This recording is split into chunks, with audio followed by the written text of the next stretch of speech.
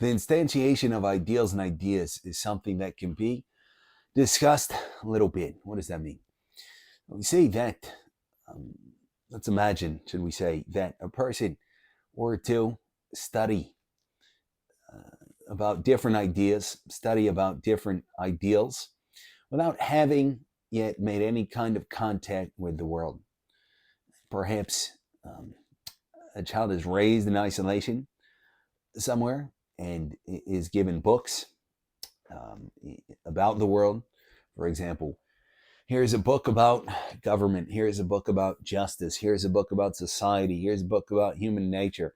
Here's a book about history, and so on. Given books, studies these themes and topics deeply, and yet hasn't yet ventured out into society, hasn't yet encountered any real people. That would be bad, even in the thought experiment. Let's say maybe the parents were encountered, nobody else, whatever the case might be. We say that in this case, if the child had then grown up, were to eventually venture out into society and were to tour the world and to see the different um, things that he has read about, he would certainly be struck with the immense contrast between the two. And at first, he might even not believe that what he is seeing has anything to do with that which he has read of. He might well be like, where is what I have read of? Right? I have read of, again, these great ideas, justice, liberty. Here's a society that is said to embody them. I don't see any justice. I don't see any liberty. I just see people scrolling around. I've read of great themes, the wretchedness and the glory simultaneously of human nature. Here I just see, Joe Schmo, Jane Doe, to pick those names out. Just regular people doing their thing in the moment, looking forward to lunch break, looking forward to nap time, to vacation. Well, where is any of that? I have read of something like, the dramas of history, of um, great institutions, of great movements and tides of humanity making changes and revolutions and who knows what. And in here again, where is it? I just can't see it. I can't find it. So we see what's going on here. What seems to be going on is that in any such ideals, such as we can arguably grasp using our mind, such as we can sort of abstract in an abstract way, formulate, they have to be, and they can only be instantiated by way of uh, the concrete, by way of real people and real material and real institutions, and so on. And consequently, if we want to really understand, excuse me, the concrete, we have to consider the ideal that it is an attempted illustration or instantiation of. But arguably, we can't understand the ideal either, at least practically speaking, without encountering a good deal of concreteness.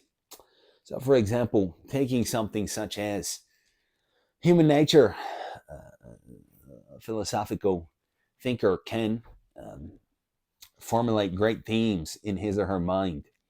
Right, again, the life of man and woman, the life of humanity, the death of humanity, the collision of eternity and the finite, right? The salvation of the individuality, the formation of personhood and personality, all these great themes. But if we were to attempt to find these great themes in real life, we would have um, to deduce them from, or to catch little glimpses of them from, given concrete moments uh, that given concrete people are experiencing and living out. And we will indeed find so-called Jane Doe or Joe Schmo just doing their thing, right? Just looking forward to, again, the next uh, break time at work or whatever the case might be. And yet, that does not mean that this drama of humanity is not instantiated precisely by way of them. It's just that it's in a very modest, low key way. And it takes a little bit of thought to figure out what exactly is going on. And again, some such grand ideal or idea as the formation and maturation of a completely new human personality that has never been and never will be repeated, which is every single person. And yet, let's say I've just heard of this in principle, then I go to find something concrete, and I'm shown a little baby who's just, with a saucer or her saucer, with some maybe apple mush, right, applesauce, something like that. This is what you mean. I wanted something, with lights and glory and again, the formation of human beings. No, this is what you mean. This is what's in question. This is just how it appears concretely, right? It's always in the moment. It's always a particular person, or it's always something specific. It doesn't mean that it doesn't represent that which it does represent.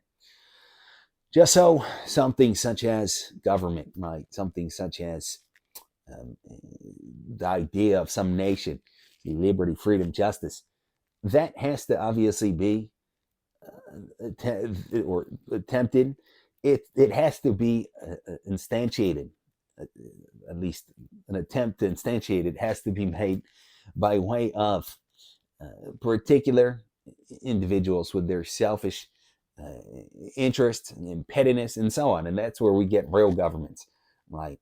And a person that would be in search of this ideal government, they would have to interpret the real government that is in question in light of the ideal that it is an attempted instantiation of.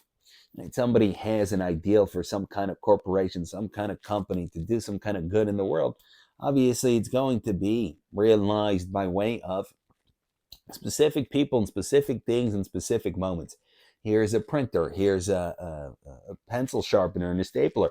Here's the secretary who can't wait for lunch and then can't wait to go home. Here's customer service representative. It's all concrete. It's all specific. That does not mean that that ideal is not really there and is not really the key to understanding the whole operation. So if we kind of train ourselves to think like that, then we can hopefully add some additional sense and import, meaning and substance to our lives, because instead of being deceived and thinking that just because something is mundane, seemingly, just because something I'm used to, something is day to day, moment to moment, it's just people, it's just this, it's just that. There's no just. This is the way that things work. Concrete material is molded into some or another form. Concreteness is used to express the universal. Particulars are used to express the universal. But the universal is still the key to understanding them. I still need to, in order to understand people, I can't just say, oh, there's Joe Schmo and there's Jane Doe and they're just hanging out and that's that. And I'm going to understand people. I can meet a million people like that with that level of thought. I'll never understand people.